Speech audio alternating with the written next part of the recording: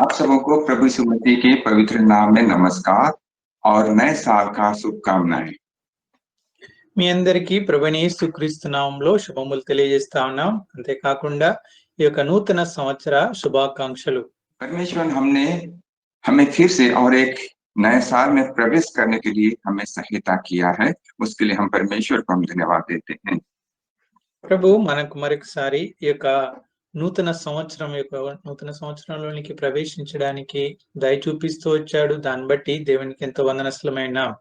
महामारी के कारण बीते साल हमारे लिए प्रभु के घर में आकर मेज के चारों ओर बैठना हमारे लिए बहुत ही कठिन हो गया था महामारी के कारण। చూడండి, మనందరికి తెలిసిన రీతిగా ఈ యొక్క మరి మహమ్మారి పరిస్థితుల వల్ల, పాండమిక్ పరిస్థితుల వల్ల దేవుని యొక్క మందిరానికి, దేవుని యొక్క పరిశుద్ధ బలి చుట్టూ మనం చేరాలేకపోతూ వచ్చాం. लेकिन परमेश्वर ने आज का दिन, इस साल का पहला दिन में हमें एक मौका दिया कि हम आज के दिन मेज में हम भाग ले सके। అయితే ప్రభు కృపను బట్టి ఈ దినము, ఈ సంవత్సరం మొదటి దినాన పరిశుద్ధ బలిలో పాల్గొనడానికి ప్రభు యొక్క కృపను బట్టి మరొకసారి మనకు అవకాశం అనుగ్రహిస్తూ వచ్చారు. आइए मेज में भाग लेने से पहले परमेश्वर के वचन में से हम एक भाग को हम पढ़ लेंगे और अपने आप को मेज के लिए तैयार करेंगे। రండి, మనం దేవుని యొక్క బలిలో పాల్పొందక ముందు దేవుని యొక్క వాక్యంలో నుండి కొన్ని వచనాలు ధ్యానించుకుని దేవుని యొక్క బలిలో పాల్గొనడానికి మనల్ని మనం సిద్ధపరచుకుందాం. पहला कोरिन्थियों की पत्री उसका 11 अध्याय और 28 पद को हम सब मिलकर एक साथ पढ़ लेंगे। మొదటి కొరింథీయులకు రాసిన పత్రిక 11వ అధ్యాయము 20వ వచనం 20 or 28 బ్రదర్ 28 పद 28వ వచనము చదువుకుందాం. इसलिए मनुष्य अपने आप को जांच ले ప్రతి మనుషుడు తను తాను పరీక్షించుకునేవాడు, అలాగూ చేసి ఆ రొట్టెను తిని ఆ పాత్రలోనిది త్రాగవలెను. परमेश्वर की सहायता के लिए आइए हम प्रार्थना करें। రండి, ప్రభు సహాయం కొరకై ప్రార్థనలో ప్రవేశిద్దాం. सर्वशक्तिमान पिता परमेश्वर, धन्यवाद देते हैं पिताजी, फिर से आज के दिन, इस साल का पहला दिन प्रभु जी आपने अपने मेज के पास प्रभु जी आपने हमें बुलाया।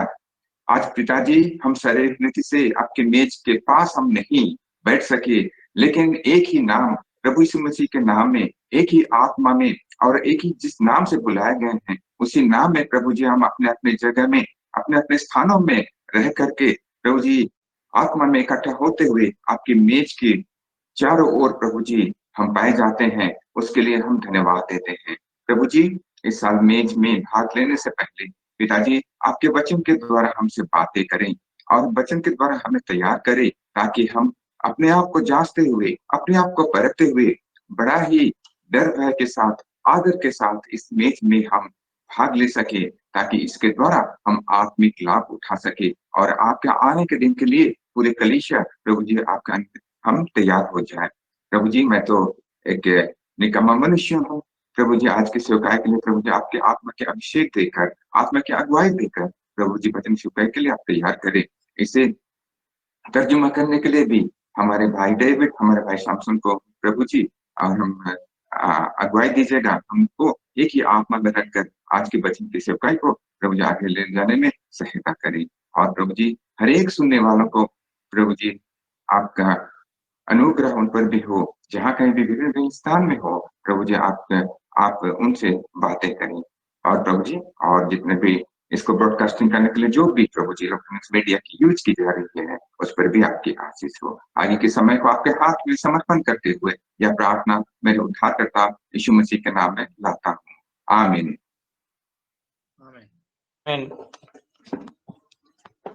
आज के लिए, आज का दिन हमारे लिए एक आनंद का विषय है, क्योंकि इस साल 2021 का आज पहला दिन है और प्रभु ने हमें उसके मेज में भाग लेने के लिए स्वतंत्रता दी है। చూడండి, ఈ దినం మనకెంతో శుభ దినం, ఎంతో గొప్ప దినం. ఎందుకంటే ఈ సంవత్సరపు మొదటి దినమే కాకుండా దేవుని యొక్క పరిశుద్ధ బలిలో పాల్గొనడానికి అనేక దినాల తర్వాత ఈ యొక్క అవకాశాన్ని ప్రభు అనుగ్రహిస్తూ వచ్చారు.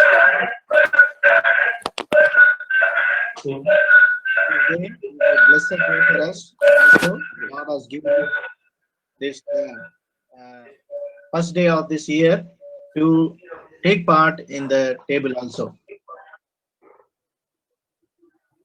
और हम जानते हैं कि पिछले साल महामारी के कारण और गवर्नमेंट के रेस्ट्रिक्शंस के कारण हम उसके घर में इकट्ठे नहीं हो पाए, मेज भी हम नहीं तोड़ पाए और इसके लिए हम बहुत ही निरुत्साहित डिस्करेज थे.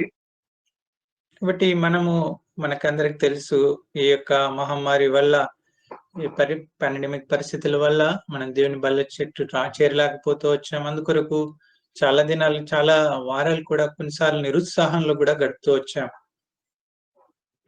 So in this past year, because of the pandemic, we could not gather, take part in the table.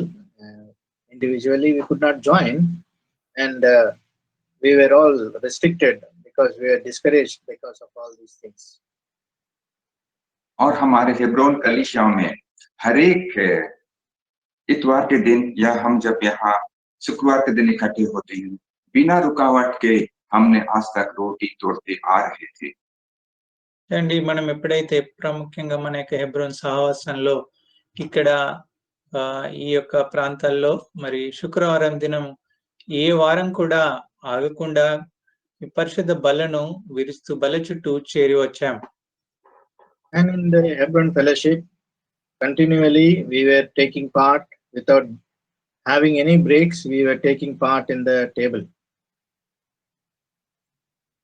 बहुत सारे अन्य कलीसियाओं के लिए या अन्य डिनोमिनेशंस के लिए ये एक परंपरा है, लेकिन हमारे लिए यह एक विशेष अधिकार है जो परमेश्वर की ओर से हर एक विश्वासियों को दिया गया है. చూడండి చాలా సంఘాల్లో అయితే ఇదొక ఆచారం లాగా అలవాటు లాగా వారు చేసేవారుగా ఉండొచ్చు. అయితే దేవుడు మనకిచ్చినటువంటి భాగ్యము ఆయన యొక్క బలిలో పాల్గొనడము ఇదొక గొప్ప మరి ధన్యతనే కాకుండా ఒక అధికారంగా ఒక భాగ్యంగా ప్రభు మనకు అనుగ్రహిస్తూ వచ్చారు. So we see many of the denominations, we see that this table is a ritual, but for us it is a privilege, and it is a part of the testimony the Lord has established in our life. और इस अधिकार को हमने हर एक बार हमने निभाया. ఈ యొక్క మరి అధికారాన్ని ఈ యొక్క బాధ్యతను మనం ప్రతిసారి కూడా నిర్వర్తిస్తూ వచ్చాం. And every possible way we have utilized this authority the Lord has given to us. यह अधिकार हमें प्रभु यीशु मसीह के द्वारा हमें दिया गया है. ఈ యొక్క అధికారము మనకు ప్రభువైన యేసు క్రీస్తు ద్వారా అనుగ్రహింపబడుతూ వచ్చింది. And this authority is given by our Lord Jesus Christ. और ये अधिकार एक जो बहुत विशेष अधिकार है, सबको नहीं दी जाती है. ఈ యొక్క అధికారము అది ప్రత్యేకమైనటువంటిదిగా ఉంది, ఇది అందరికీ ఇచ్చేది కాదు. So this special authority is not been given to everyone. हमें दिया गया है, इसलिए हम मेज में भाग ले सकते हैं. ఇది మనకి ఇవ్వబడుతూ వచ్చింది, అందుకొరకే మనం ప్రతి వారం కూడా పరిశుద్ధ బలిలో పాల్గొనగలుగుతా ఉన్నాం. It is given to us, therefore we are able to take part in the table every week. और ये हमारे लिए एक बहुमूल्य है. ఇది మనందరికి కూడా ఎంతో అమూల్యమైనటువంటిది. And this is very priceless for us. और इसकी समझ हमें रखना है कि इसकी वैल्यू जो है, इसका जो अधिकार का जो उसका दाम है, इसको हमें समझना है. కాబట్టి దేవుడిచ్చినటువంటి ఈ యొక్క అధికారాన్ని, దేవుడిచ్చినటువంటి ఈ యొక్క భాగ్యాన్ని, ఈ భాగ్యం యొక్క విలువను మనము గ్రహించే వారంగా ఉండాలి. So the value of that privilege which the Lord has granted to us, we have to understand the severity of it. यदि इसको समझ हम नहीं रखते हैं तो हम प्रभु में हम नहीं बढ़ सकते हैं। ఒకవేళ దీన్ని మనం అర్థం చేసుకోలేకపోతే ప్రభులో మనం ముందుకి కొనసాగలేకపోతాం, ఎదగలేకపోతాం. So if you are not able to understand this privilege, we will not be able to continue in our Lord. और शायद इस अधिकार को हम खो भी सकते हैं। మరి ఆ రీతిగా ఉంటే ఈ యొక్క అధికారాన్ని, యొక్క భాగ్యాన్ని కోల్పోయే పరిస్థితులు కూడా రావచ్చు. So if we are like that in that way, then there is a chance that we will lose this privilege or this authority. और इसका महत्व को और इस जो विशेष अधिकार का जो महत्व है, इस बात को समझने के लिए हमें ईसाऊ के जीवन के द्वारा हमें देखना है। కాబట్టి ఈ యొక్క భాగ్యాన్ని మనం అర్థం చేసుకోవడానికి ఏశావు యొక్క జీవితాల్లో నుండి మనము గమనిద్దాం. So the importance of this authority, to understand it, we look into the life of Esau. और इसके बारे में हम हमारा पवित्र शास्त्र बाइबल में उत्पत्ति की किताब उसका 25 अध्याय में हम पाते हैं। ఈ యొక్క విషయాన్ని గురించి దేవుని వాక్యంలో ఆదికాండము 25వ అధ్యాయంలో మనం చూడొచ్చు. To understand this, we can turn to Genesis chapter 25. और उसका 27 से लेकर के आगे हम इसके बारे में हम पाते हैं। చూడండి, ఈ యొక్క విషయాన్ని మనం 27వ వచనంలో నుండి దాని తర్వాత వచనాలన్నీ కూడా మనం చూడొచ్చు. So from verse 27 onwards, we can see all about this. 29, 30 और 31 को यदि हम पढ़ें तो उस बात को हम यहाँ पाते हैं। 29, 30, 31 వచనాలు మనం చదివితే ఈ యొక్క విషయాలు మనం గ్రహించొచ్చు. We can understand these things when we read verse 29, 30 and 31. यहाँ हम पाते हैं कि यहाँ एसाव और याकूब दो भाई हैं। మనకు తెలుసు ఇక్కడ ఏశావు, యాకోబులు ఇద్దరు అన్నదమ్ములు. So we know that Esau and Jacob both were brothers. और एसाव जेठा था, मतलब बड़ा भाई था, और याकूब छोटा था। ఏశావు పెద్దవాడు, యాకోబు చిన్నవాడు. Esau is the elder brother and Jacob is the younger brother. और हम जानते हैं कि एसाव ने अपना उस पहलौठे का अधिकार, अपना बड़ा भाई होने का अधिकार को उसने अपने छोटे भाई याकूब को बेच दिया और उसका कीमत केवल एक कटोरा दाल था। కాబట్టి ఈ యొక్క ఏశావు తన జ్యేష్ఠత్వాన్ని చిన్నవాడైనటువంటి యాకోబుకు అమ్మివేస్తూ వచ్చాడు. దాని యొక్క విలువ కేవలము ఒక చిక్కుడుగాయల వంటకము, ఆ యొక్క గిన్నెడు చిక్కుడుగాయల వంటకం కొరకు అమ్మేస్తూ వచ్చాడు. We see the Esau, he has sold his birthright to his younger brother Jacob. The value of that birthright, he considered it as to be a cup of cooked stew. और हम देखते हैं कि यहाँ पर थोड़े समय में और थोड़ी सी वैल्यू के लिए उसने अपना अधिकार को बेच दिया। చూడండి, మనం ఇక్కడ గమనిస్తే కేవలం చిన్న విషయం కొరకు, తక్కువ విలువైనటువంటి దాని కొరకు తన యొక్క అధికారాన్ని ఆయన అమ్మివేస్తూ వచ్చాడు. So for such a small amount or such a small value, he has sold his birthright, his authority. और इस बात को हम नए नियम में भी हम पाते हैं। इब्रानियों की पत्री 12 अध्याय और 16 पद में लिखा है। కాబట్టి ఈ యొక్క విషయాన్ని మనము నూతన నిబంధనలో కూడా చూడొచ్చు. హెబ్రీలకు రాసిన పత్రిక 12వ అధ్యాయం 16వ వచనం. And we can see this verse also in Hebrews chapter 12 in reading verse 16. और यहाँ आखिरी भाग में लिखा है, जिसने एक बार के भोजन के बदले अपने पहलौठे होने का पद को बेच डाला। ఇక్కడ మొదట్లో రాయబడుతూ వచ్చింది, ఒక పూట కూటి కొరకు తన జ్యేష్ఠత్వపు హక్కును అమ్మివేసిన ఏశావు వంటి. And it is written in the last portion, Esau, who for one morsel of food sold his birthright. हम भी एसाव के समान हमें भी प्रभु यीशु मसीह में पहलौठा होने का अधिकार दिया गया है, क्योंकि प्रभु यीशु मसीह परमेश्वर का पुत्र है, वो उसका एक पहलौठा पुत्र है।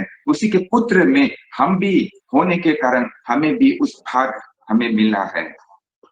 కాబట్టి మనం కూడా దేవునిలో జ్యేష్ఠ పుత్రులుగా చేయబడుతూ వచ్చాం. ఎందుకనగా యేసు క్రీస్తు ప్రభువారు తండ్రి యొక్క జ్యేష్ఠ పుత్రుడిగా ఉన్నారు. క్రీస్తులో మనం అందరం కూడా ఆ జ్యేష్ఠత్వాన్ని పొందుకొని ఉన్నాం. So the Lord Jesus Christ has received, he is the firstborn for the Lord God.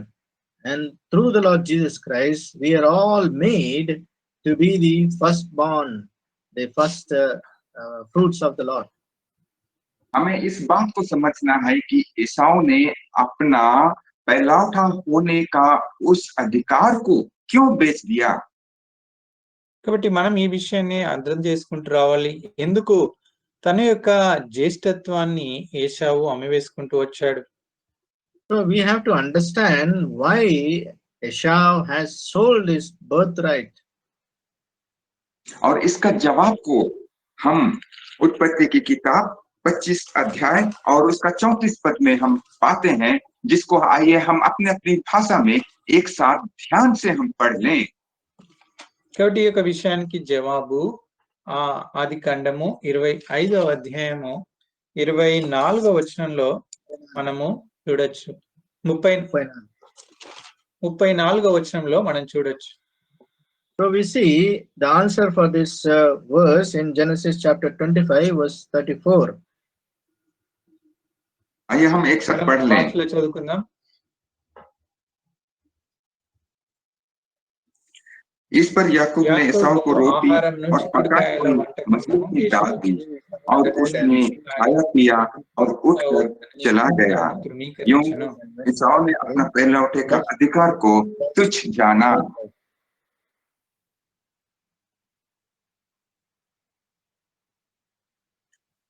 यहाँ पर हम देखते हैं कि एसाव ने वहां खाया और पिया। ఇక్కడ చూడండి, ఏశావు తిని త్రాగుతూ వచ్చాడు. So we see Esau, he ate and drank. इसी तरह हम भी प्रभु के मेज में हम प्रभु का देह और उसका लहू को हम खाते और पीते हैं। ఇదే రీతిగా మనం కూడా దేవుని యొక్క పరిశుద్ధ బలలో దేవుని యొక్క రొట్టెను మరి ఆయన యొక్క రక్తానికి సాదృశ్యమైనటువంటి ద్రాక్షారసంను తిని త్రాగే వారంగా ఉంటున్నాం. So in this same manner, we are also drinking the wine and also taking part in the bread. यहाँ पे प्रभु का मेज खाने और पीने के बारे में बताया गया है। కాబట్టి ఇక్కడ ప్రభు యొక్క బల్ల తిని త్రాగటాన్ని గురించి చూపిస్తా ఉంది. So the table of the Lord reminds us of the drink and breaking of the bread. और यहाँ देखते हैं कि एसाव ने खाने और पीने के बाद उठकर चला गया, ऐसा लिखा है। ఇక్కడ రాయబడుతూ వచ్చింది, అతడు తిని త్రాగి లేచిపోయాను అనగా అక్కడి నుండి తిని త్రాగిన తర్వాత వెళ్ళిపోతూ వచ్చాడు. So we see Esau, as it is written, that he ate and drank and arose and went away his way. और उसके बारे में, उस खाने के बारे में उसको महत्व नहीं दिया।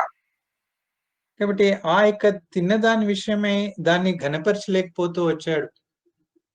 So he could not give that understand the privilege of that food which he ate and drank. क्योंकि उसने अपना अधिकार को तुच्छ जाना और उसे बेच दिया था। ఎందుకంటే దాన్ని ఘనపరచలేకపోతూ వచ్చాడు, ఇచ్చిన దానికి కృతజ్ఞతలు చెల్లించలేడు. ఎందుకంటే తనకిచ్చినటువంటి జ్యేష్ఠత్వాన్ని అతడు తృణీకరిస్తూ వచ్చాడు. Why he could not recognize that importance of it? Because he despised his birthright. वो अपने पिता के घर में था। ఆయన తన తండ్రి ఇంట్లో ఉన్నాడు. He was in his father's house, और उसी के पिता के घर में के मेज में उसने खाया और पिया। ఆయన యొక్క తండ్రి ఇంటిలోనే ఆ తండ్రి బల్ల యొద్దనే తిన్నాడు, త్రాగాడు. and in his father's house at the table he ate and drank. उसने खाने और पीने का काम तो किया, लेकिन उसको उसने तुच्छ जाना। చూడండి, ఆయన తిన్నాడు, త్రాగాడు, కానీ దాన్ని తృణీకరిస్తూ వచ్చాడు. We see that he ate and drank, but he despised it. इसी तरह प्रियो हमारे जीवन में या हम कहें हमारे आत्मिक जीवन में भी बहुत बार हम ईसाऊ के समान हम व्यवहार करते हैं। కాబట్టి ప్రియులారా, మన యొక్క ఆత్మీయ జీవితంలో పరీక్షించుకుంటే అనేక సార్లు ఏశావు వలె మనం కూడా ప్రవర్తించే వారంగా ఉంటున్నాం. So, beloved, we are also many a times in our spiritual walk, we are behaving like Esau.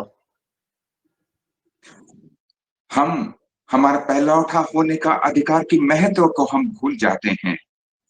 మనకు కలిగినటువంటి ఆ జ్యేష్ఠత్వపు యొక్క మహత్యంను, ఆ యొక్క గొప్పతనాన్ని మనం మర్చిపోయే వారంగా ఉంటాం. We tend to forget the importance of the birthright. प्रियो हमारा ये अधिकार हमें प्रभु यीशु मसीह के मृत्यु के द्वारा हमें दी गई है। इसकी कीमत बहुत बड़ी है जिसको हम चुका नहीं सकते हैं। ये बेकीमती है। చూడండి ప్రియులారా, మనకి ఇవ్వబడినటువంటి ఈ గొప్ప అధికారము, ఈ గొప్ప జ్యేష్ఠత్వము ప్రభువైన యేసు క్రీస్తు వారి మరణం ద్వారా, ఆయన తను తాను అప్పగించుకోవడం ద్వారా అనుగ్రహింపబడుతూ వచ్చింది. దీని విలువ మనము కట్టలేము. ఇది ఎంతో గొప్ప విలువ గలది. So this privilege, this authority of the birthright is given by the death of the Lord Jesus Christ, by paying as sacrifice he has given to us. So we cannot compare, or we cannot pay that price. It is priceless. बेकीमती चीज, उस priceless, जिसका कीमत जो priceless हो सकता है, उसे हम थोड़ी सी प्राइस में या थोड़ी सी कीमत में हम कैसे उसको हम बेच सकते हैं। చూడండి, ఏదైతే విలువ కట్టలేనిదో, దేని విలువైనైతే మనం చెల్లించలేమో అలాంటి గొప్ప విలువ గల దాన్ని మనం చిన్న చిన్న వాటి కొరకు ఎందుకు అమ్మివేస్తా ఉంటాం? So how can we sell that priceless authority, the privilege, for the very menial price? जब हम पुराने जीवन में चले जाते हैं, जब हम पुराने बातों में फिर से हम फंस जाते हैं, जब हम इन संसार की बातों में जब हम पूरा लिप्त हो जाते हैं, तो हमारा पहला उठा होने का अधिकार को हम खो बैठते हैं। కాబట్టి ఎప్పుడైతే మనం తిరిగి మన యొక్క పాత స్వభావంలో, పాత జీవితంలోనికి, పాత మరి దుష్క్రియలు, పాపంలో వైపు మనం వెళ్ళిపోతామో, తొలగిపోతామో, అప్పుడు ఈ రీతిగా మనకిచ్చినటువంటి జ్యేష్ఠత్వాన్ని మనము తృణీకరించి మనం అమ్మివేసే వారంగా ఉన్నామని జ్ఞాపకం చేసుకోవాలి. So when our sight is set upon the worldly things, and we are going back to the world, then we are also selling that birthright, or not knowing the price of that priceless authority which the Lord has given to us. और दूसरी बात यह है कि ईसाऊ ने क्यों अपना अधिकार को बेच डाला। కాబట్టి ఈ యొక్క దుఃఖకరమైన విషయము ఇక్కడ మనం చూస్తాము. ఎందుకు ఏశావు తన జ్యేష్ఠత్వాన్ని అమ్మివేసుకుంటూ వచ్చాడో. So this sorrowful thing, why Esau has sold his birthright. दूसरी कारण क्या है हम देखेंगे। రెండో కారణం ఏంటో మనం చూద్దాం. So the second reason why Esau has sold his birthright, we'll see. उसको हम 32 पद में हम पाते हैं। उत्पत्ति की किताब 25 अध्याय और 32 पद में हम पाते हैं। చూడండి, ఇదే విషయాన్ని ఆదికాండము 25వ అధ్యాయము 32వ వచనంలో మనం చూస్తాం. So we see आइए सब हम पढ़ लें। second reason was chapter 25 and verse 32. Let us all read together. కలిసి చదువుకుందాం. देख मैं तो अभी मरने पर हूँ, इसलिए पहलौठे का अधिकार से मेरा क्या लाभ होगा? Birthright to me. एसाव ने कहा, देखो मैं भूख के कारण अभी मैं मरने वाला हूँ और इस पहलौठे का अधिकार को रख कर इसके द्वारा मेरा कोई लाभ नहीं होने वाला है। इस बात को उसने मान लिया था। కాబట్టి ఈ విషయాన్ని ఆయన అంగీకరిస్తూ వచ్చాడు. ఇప్పుడు నేను ఆకలితో చనిపోతా ఉన్నాను. ఇప్పుడు నాకు చావబోచున్నటువంటి నాకు జ్యేష్ఠత్వం నాకెందుకు అని అనుకుంటూ వచ్చాడు. So now Esau, he said, and he considered that, look, I am about to die. So what is this birthright to me? उसके उस अधिकार का समझ नहीं था। ఆయనకు తనకిచ్చినటువంటి ఇవ్వబడినటువంటి అధికారం యొక్క గ్రహింపు లేదు. So he could not have the understanding of the birthright, the importance of that birthright. आज हमारे जीवन में भी एसाव के समान ना करें। కాబట్టి ఈ దినం మన జీవితంలో కూడా ఈ యొక్క ఏశావు వలె మనం చేయకుందుము గాక. So in our lives we may not be like Esau doing such thing. क्योंकि उसके जीवन में कोई आशा ना था। ఎందుకంటే ఆయన జీవితంలో ఎలాంటి నిరీక్షణ లేనటువంటి స్థితిలో ఉన్నాడు. So why? Because there is no hope in his life, there is no desire in his life. लेकिन प्रभु यीशु मसीह में हमारा अनंत जीवन की आशा है। మనకైతే ప్రభువైనటువంటి యేసుక్రీస్తు వారిలో నిత్య జీవం యొక్క నిరీక్షణ మనం కలిగి ఉన్నాం. But we have the eternal hope in the Lord Jesus Christ of the everlasting life. वही प्रभु यीशु मसीह ही हमारा महिमा का आशा है। ఎందుకంటే మన ప్రభువైనటువంటి యేసుక్రీస్తు వారే మనకు మహిమ నిరీక్షణే అయి ఉన్నారు. So our Lord Jesus Christ himself is the hope of that glory. और जब प्रभु यीशु मसीह के लिए जब हम इंतजार करते हैं, तो हमारे जीवन में जब हम आत्मिक यात्रा में हम बढ़ते जाते हैं, तो हमारे जीवन में भी बहुत सारे भयंकर परिस्थितियां आती है, समस्याएं आती है। तब जाके हम कभी इसकी जो वैल्यू है, उसकी जो कीमत है, वो भी हम कभी भूल जाते हैं।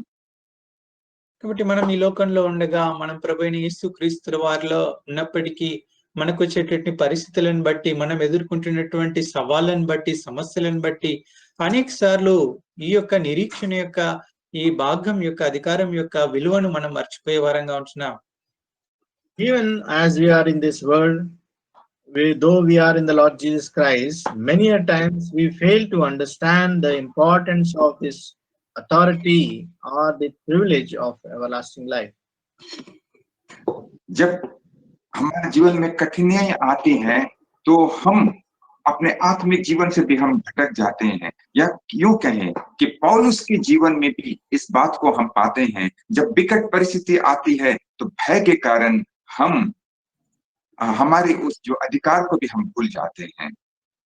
కాబట్టి ఎప్పుడైతే కఠినమైనటువంటి పరిస్థితులు మనము ఎదుర్కొంటామో మన యొక్క జీవితంలో ఈ రీతిగా మనము మర్చిపోయే వారంగా ఉంటాం. పౌలు యొక్క జీవితంలో నుండి కూడా మనము చూడొచ్చు. ఆయన చెప్తూ వచ్చాడు, ఇలాంటి కఠినమైనటువంటి పరిస్థితిలో ఏ రీతిగా భయము ప్రవేశిస్తూ వచ్చిందో. So we see that when we are in this fear of the trouble, when we face the trouble, we are going away from that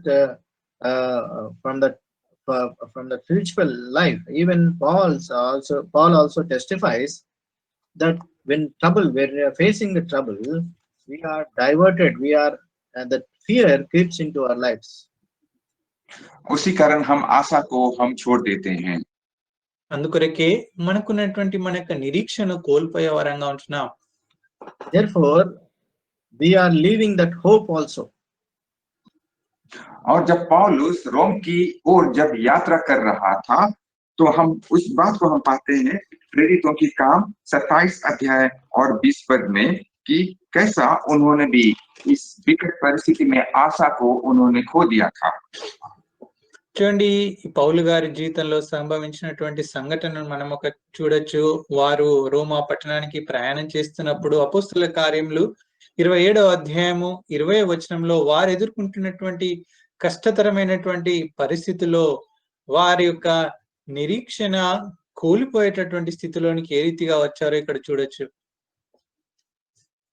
Also, we see Apostle Paul when he was journeying to Rome, according to Acts of Apostle, chapter 27, verse 20. लिखा है, जब बहुत दिनों तक सूर्य ना तारे दिखाई दिए और बड़ी आंधी चलती रही, तो अंत में हमारे बचने की सारी आशा जाती रही. కొన్ని దినములు సూర్యుడైనను నక్షత్రములైనను కనబడక పెద్ద గాలి మా మీద కొట్టినందున ప్రాణములతో తప్పించుకొందుమను ఆశ బొత్తిగా పోయెను. Now when neither sun or stars appeared for many days, no small tempest beat on us. All hope that we would have been saved was finally given up. तो हमारे जीवन में भी यदि हम उजियाला को ना देखते हैं और कठिन परिस्थितियों में जब हम गुजरते हैं, तो हमारी जो आशा है, प्रभु की आगमन की आशा और उसके साथ उस अनंत जीवन में प्रवेश करने की आशा को भी हम खो बैठते हैं. కాబట్టి మన జీవితంలో కూడా ఇలాంటి సూర్యుడైనను నక్షత్రములైనను కనబడైనటువంటి స్థితి అనగా ఆ యొక్క వెలుగుని మనం చూడనటువంటి పరిస్థితుల్లోకి వెళ్ళినప్పుడు అలాంటి కఠినమైనటువంటి పరిస్థితిలో దేవుని యందు ఆయన ఇచ్చినటువంటి ఆ యొక్క నిత్య జీవపు యొక్క నిరీక్షణ ఆ యొక్క ఆశను కూడా మనం కోల్పోయే వారంగా ఉంటున్నాం. So even in our lives, when we face such a thing that the stars and the sun and the stars, they do not be seen for many days, or the light is not seen in our lives, we tend to lose that hope that the Lord Jesus Christ is going to come, and when he comes, he is going to give us that everlasting life. यदि इस वचन के भाग को आगे यदि हम पढ़ते जाएंगे, तो हम पाते हैं कि ऐसी परिस्थितियों में भी परमेश्वर ने उन तक सांत्वना का वचन पहुंचाकर उन्हें शांति दी और उनकी जो आशा जो उन्होंने कम होती जा रही थी, उस आशा को फिर से उन्होंने रिस्टोर किया. కాబట్టి ఈ యొక్క విషయాలను తిరిగి ఇదే అధ్యాయంలో కింది వచనాల్లో మనం ధ్యానించినట్టయితే దేవుడు మరి వారి జీవితాల్లో ఆ పరిస్థితులన్నిటి నుండి దాటించి మరి ఒకసారి ఆ యొక్క వెలుగును ఆ యొక్క ప్రభులో వారికి కలిగినటువంటి ఆశను తిరిగి అనుగ్రహించినట్టు వారు ఆశ కలిగి ముందుకు సాగినట్టు సాక్ష్యం ఇస్తూ వచ్చారు. So we see in the later portion that when they were in that situation, the Lord, he has sent his comforting words to them and restored them their faith, their hope in the Lord once again. आज की इस भयंकर परिस्थिति में भी हमारे लिए प्रभु यीशु मसीह हमारा जीवन का लंगर है, यानी एंकर है. కాబట్టి మన జీవితంలో ఈ కఠినమైనటువంటి పరిస్థితుల్లో మన ప్రభు అయిన యేసుక్రీస్తు వారు మనకు లంగరు వలె ఉన్నారు.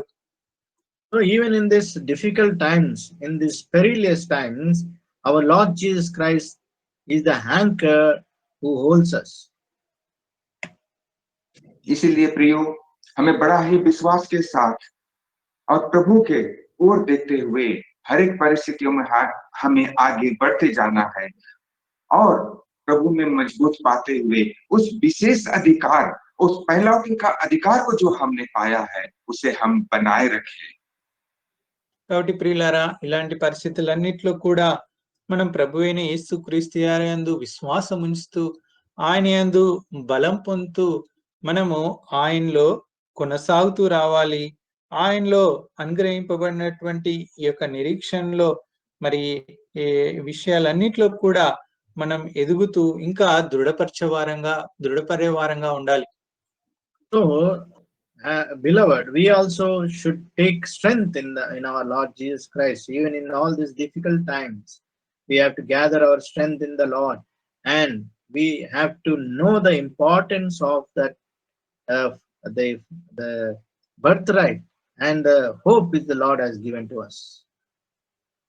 इसीलिए हम उस अधिकार को रखते हुए हमारे पिता के घर में बने रहें, उस तंबू जो हमारा पिता का घर है उसमें हम बने रहें और प्रभु के आने के दिन तक हम सुरक्षित रहें। కాబట్టి ఈ యొక్క అధికారం యొక్క విలువను మనం గుర్తెరుగుతూ మరి ప్రభు యొక్క రాకడ దినం వరకు దేవుని యొక్క మందిర ఆవరణంలో దేవుని యొక్క ప్రత్యక్ష గుడారంలో మనము నిత్యము స్థిరంగా మనం ఉండుదాం గాక. So let us remain in our Father's house, in the tabernacle, inside the tabernacle, with a hope, and until His coming, we may remain in it. इब्रानियों की पत्री 13 अध्याय को हम खोल के रखें। హెబ్రీయులకు రాసిన పత్రిక 13వ అధ్యాయం మనం తెరిచి ఉంచుదాం. We'll keep open Hebrews chapter 13. उसको खोल के रखें। 10 पद को हम एक साथ पढ़े। 10 पद। हमारे एक ऐसी बेटी है जिसे खाने का अधिकार उन लोगों को नहीं जो तंबू की सेवा करते हैं। No right to eat.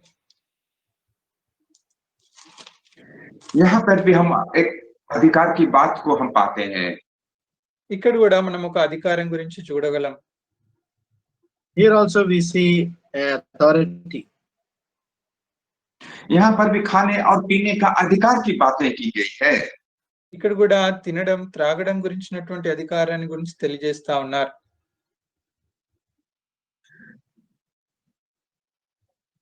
So we see here about an authority here.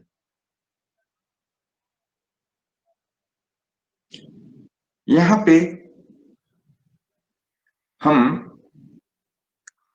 उस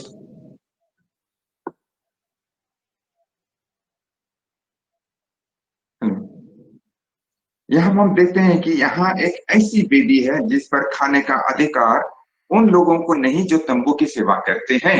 इस बात को ध्यान से देखिए। ఇక్కడ చూస్తా ఉన్నాం మరి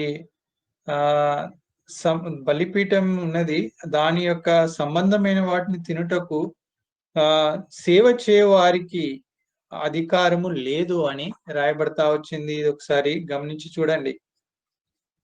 So if we carefully observe here, there is an altar from which those who serve the tabernacle, they have no right to eat of it. यहाँ पे हम देखते हैं कि तंबू की सेवा पुराने जीवन यानी पुराने नियम की बातों को वो कर रहा है। ఇక్కడ మనం గుడారంలో సేవ అనేటువంటిది పాత నిబంధన యొక్క నియమాలను, పాత నిబంధన యొక్క పనులను తెలియజేస్తా ఉంది. The tabernacle reminds us about the Old Testament times, the old nature.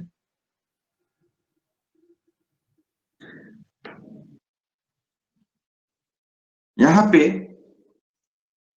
हमें एक नए जीवन की ओर हमें बढ़ना है। మనము నూతనమైనటువంటి జీవితం వైపు మనం ముందుకు సాగుతూ రావాలి. So at this time we have to turn ourselves to the new life, or we have to head towards that new life. हम जानते हैं कि उन दिनों में पुराने नियम के दिनों में तंबू में वहां पे परमेश्वर की उपस्थिति वहां रहती थी और जो पशु की जो बलि होती थी वो तंबू के बाहर हुआ करती थी। చూడండి, మనకు తెలుసు ఆ దినాల్లో ఈ యొక్క ప్రత్యక్ష గుడారం ఉండేది, బలిపీఠం ఉండేది. అయితే ఆ పశు బలి మాత్రము ఆ గుడారం వెలుపల అది జరుగుతూ వచ్చేది. So we see in the olden days, in the time, the tabernacle, we see the presence of the Lord was inside the tabernacle, but the altar was outside the court where the sacrifice is offered. और उस पशु का केवल लहू को अंदर लिया जाता था, लेकिन उसकी बाकी मांस, उसका देह को जो है छावनी के बाहर जलाई जाती थी। చూడండి, పశు యొక్క తలను మాత్రము మరి లోపలికి తీసుకుని వెళ్ళేవారు, కానీ దానికి ఉన్నటువంటి మిగతా భాగాన్ని అంతటినీ కూడా మరి పాలెం వెలుపల లేదా పాలెం వెలుపల దాన్ని దహించి వేస్తూ వచ్చేవారు. So we see only the blood of that sacrifice was taken inside the tabernacle to sprinkle, but the whole body was burnt outside the camp. प्रियो, एक प्रभु यीशु मसीह का मृत्यु को यहाँ प्रकट करता है. ఇది ప్రభువైనటువంటి యేసు క్రీస్తు వారిని మనకు సూచిస్తా ఉంది ప్రియులారా. So dear हमारा प्रभु beloved, Yeshu Masih shows us our Lord Jesus Christ. परमेश्वर ने हमारे लिए अपना पुत्र को, जो स्वर्ग स्थान में था, जो अपना तंबू में था, उसको हमारे लिए वहां से निकाल कर उस तंबू के बाहर ले आया ताकि उसको अर्पण कर सके. కాబట్టి మన ప్రభువైన యేసు క్రీస్తు వారు ఆయన తండ్రి ఎదుట ఆ యొక్క గుడారం లోపల ఉన్నటువంటి వారు అయితే తండ్రి మనల్ని ప్రేమించి మన కొరకు ఆయనను ఈ లోకానికి పంపించనగా ఆ యొక్క గుడారం వెలుపల మన కొరకు అర్పిస్తూ వచ్చారు. So we see the Lord Jesus Christ, he was with the Father. Now the Father intended to bring him down to this earth. That means he brought him outside that camp where he wanted to offer him as a sacrifice. हम जानते हैं कि प्रभु यीशु मसीह का बलिदान, उनको क्रूस पर चढ़ाया जाना, उस पवित्र नगर से दूर बाहर गोलगोथा में किया गया था. उस स्थान को कोई जाना नहीं चाहता है. उस स्थान एक भयंकर स्थान था जहां कोई मनुष्य नहीं जाता. ऐसे स्थान में हमारे पिता परमेश्वर ने अपने पुत्र प्रभु यीशु मसीह को अर्पण कर दिया. చూడండి, మన ప్రభువైన యేసు క్రీస్తు వారి శిలువ కార్యాన్ని గురించి కూడా మనకు తెలుసు. ఆయన శిలువ ఇవ్వబడినటువంటి ఆ స్థలము, ఆయన తీసుకువెళ్ళినటువంటి ఆ స్థలము, అది గొల్గోతా ప్రాంతము. అది చాలా భయంకరమైనటువంటి స్థలము. ఏ ఒక్క మనుషుడు అక్కడికి వెళ్ళేవాడు కాదు. అలాంటి స్థలాల్లో, అలాంటి పరిస్థితిలో మరి ప్రభువైన యేసు క్రీస్తు వారు అక్కడ అర్పింపబడుతూ వచ్చారు. Even our Lord Jesus Christ, he was taken to that place called Skull, where no man dares to enter to that place. It was so dreadful place. At that place, our Lord Jesus Christ was offered as a sacrifice. इसीलिए 12 पद में यहाँ पर इब्रानियों के पत्र 13 अध्याय और 12 पद में लिखा है, इसी कारण यीशु ने भी लोगों को अपने ही लहू के द्वारा पवित्र करने के लिए फाटक के बाहर दुख उठाया. అందుకొరకే 12వ వచనం ఫిబ్రవరి 13లో 12లో రాయబడింది, కావున యేసు కూడా తన స్వరక్తం చేత ప్రజలను పరిశుద్ధపరచుటకై గవిని వెలుపట శ్రమ పొందెను. So the Lord Jesus Christ, according to Hebrews chapter 13 verse 12, we see there Jesus also, that he might sanctify the people with his own blood, suffered outside the gate. इसलिए आगे 13 पद में हम पढ़ते हैं, इसलिए आओ उसकी निंदा अपने ऊपर लिए हुए छावनी के बाहर उसके पास निकल आए. 13వ వచనంలో అందుకొరకే చెప్తాం, కాబట్టి మనం ఆయన నిబంధనను భరించు శిబిరం వెలుపలికి ఆయన యొద్దకు వెళ్ళుదాము. Verse 13 he says, therefore let us go forth to him outside the camp, bearing his reproach. और हमें कहा गया था कि यहाँ उसके छावनी के बाहर हमें आना है, जहां पर वेदी है, जहां पर आग जल रही है. కాబట్టి మనని పిలుస్తా ఉన్నాడు ఆ శిబిరము వెలుపలికి రమ్మని. ఎక్కడైతే ఆ బలిపీఠం ఉందో, ఎక్కడైతే అది ఆ యొక్క బలి కాల్చబడతా ఉందో, అర్పింపబడతా ఉందో అక్కడికి రమ్మంటున్నారు. Therefore he is calling us to outside the camp, where the altar is there, where the fire is continually burning. उसका मतलब है कि प्रभु हमें उसके क्रूस के पास बुला रहा है. అనగా మనని ప్రభువైన యేసు క్రీస్తు వారు తన శిలువ యొద్దకు పిలుస్తా ఉన్నారు. That means the Lord Jesus Christ is calling us to near to his cross. हमें वहां क्यों बुला रहा है? ఎందుకు అక్కడికి మనని పిలుస్తా ఉన్నారు? Why is he calling us near to it? पौलुस इस बात का जवाब को पहला कुरिन्थियों की पत्री 15 अध्याय और 31 पद में कहता है कि मैं प्रतिदिन मरता हूं. చూడండి, ఇదే విషయాన్ని మనం మొదటి కొరింథీయులకు రాసిన పత్రిక 15వ అధ్యాయము 21వ వచనంలో చూసినట్టయితే, నేను అనుదినము ప్రభు కొరకు చనిపోచున్నాను అంటున్నాడు. So we see Paul is testifying about in 1 Corinthians chapter 15 verse 21 that he's saying that I am dying every day for in him.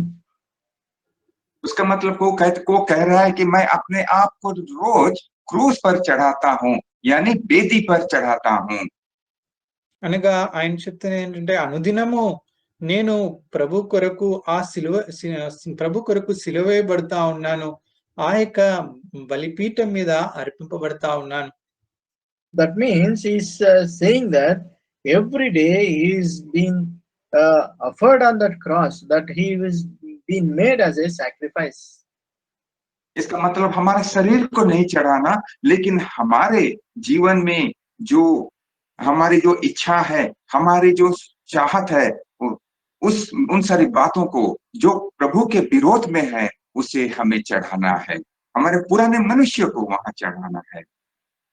కాబట్టి ఇక్కడ మనము మన శరీరాలను అర్పించుకోవడం, మనము బలి అర్పించుకోవడం కాదు, కానీ మన యొక్క ఆత్మీయ స్థితిని, ప్రాముఖ్యంగా మన యొక్క పాత స్వభావాన్ని, మన యొక్క మరి ఈ లోక సంబంధమైనటువంటి దేవునికి అయిష్టమైనటువంటి అవిధేయతతో కూడినటువంటి ఆ యొక్క కోరికలు, ఆశలన్నిటినీ కూడా మనము అర్పిస్తూ రావాలి. So here we see not offering our bodies as a sacrifice, but all those things which are of old nature, all those fleshly desires and lusts and all those things, we have to offer it on that cross. इसीलिए आज जब हम मेज के पास जब हम आते हैं, तो हमारे इन सारी बातों के लिए हम पश्चाताप करते हुए, अपने आप को जांचते हुए, अपने आप को परखते हुए कि आज हमारा जीवन कैसा है, इसमें हम भाग ले सके. కాబట్టి మనం కూడా ఈ సమయంలో దేవుని యొక్క బలి చుట్టూ వస్తున్నప్పుడు మనల్ని మనం పరీక్షించుకుందాం. మన యొక్క ఆత్మీయ జీవితం ఏ రీతిగా ఉంది, మన యొక్క విశ్వాస జీవితము ఏ రీతిగా ఉంది, ఈ యొక్క వాక్య వెలుగులో మనల్ని మనం పరీక్షించుకొని సరిచేసుకుంటూ ప్రభు యొక్క బలి యొద్దకు చేరి వద్దాం. So this day, when we are coming to take part in the table, in that emblem of the Lord, we should examine ourselves. How is my life? How is my spiritual life? We have to examine ourselves. प्रभु यीशु मसीह ने यूहन्ना रचित सुसमाचार उसका 6 अध्याय और 653 में कहता है कि मैं तुमसे सच सच कहता हूं कि जब तक मनुष्य के पुत्र का मांस ना खाओ और उसके लहू ना पियो, तुम में जीवन नहीं है. అంటే ప్రభు అయిన యేసుక్రీస్తు వారే తానే స్వయంగా చెప్తూ వచ్చారు. యోహాను సువార్త 6వ అధ్యాయము 63వ వచనంలో 53వ వచనంలో ఆయన చెప్తూ వచ్చారు, కావున యేసు ఇట్లనెను, మీరు మనుష్య కుమారుని శరీరం తిని ఆయన రక్తము త్రాగితేనే కానీ మీలో మీరు జీవం కలవారు car. So the Lord Jesus Christ himself has said in John's Gospel chapter 6 and verse 53, most assuredly I say to you, unless you eat the flesh of the Son of Man and drink of his blood, you have no life in you. आइए फिर से आज हमें एक सुंदर अवसर मिला है कि हम प्रभु के मेज के पास आकर उसका देह और उसका लहू में हम भाग ले सकें. కాబట్టి మనము ఈ దినం మరొకసారి ప్రభు మనకు అవకాశం ఇస్తూ వచ్చాడు. కాబట్టి మనం సరి చేసుకుంటూ ప్రభు యొక్క భోజనపు బలలో, ఆ యొక్క పరిశుద్ధ బలలో మనము పాల్గొందుం గాక. So let us come to the table where the Lord has given us one more opportunity, the privilege to take part in his body and in his blood. पहला कुरिन्थियों की पत्री 11 अध्याय और 28 पद को पढ़ के हम समाप्त करेंगे. రండి, మొదటి కొరింథీయులకు రాసిన పత్రిక 11వ అధ్యాయం 28వ వచనం చదువుకొని ముగించుకుందాం. So let us read 1 Corinthians chapter 11 verse 28 and we'll end this. इसलिए मनुष्य अपने आप को కాబట్టి जांच ప్రతి ले और మనుషుడు इस తను रीति తాను से పరీక్షించుకోవడం వలన दूर అలాగ रहने से చేసి खाएं ఆ और రొట్టెను इससे తిని दूर ఆ रहने పాత్రలోనిది త్రాగవలెను. परमेश्वर इस वचन पर आशीष दे. దేవుడి యొక్క వాక్యాన్ని దీవించును గాక. God may bless this portion.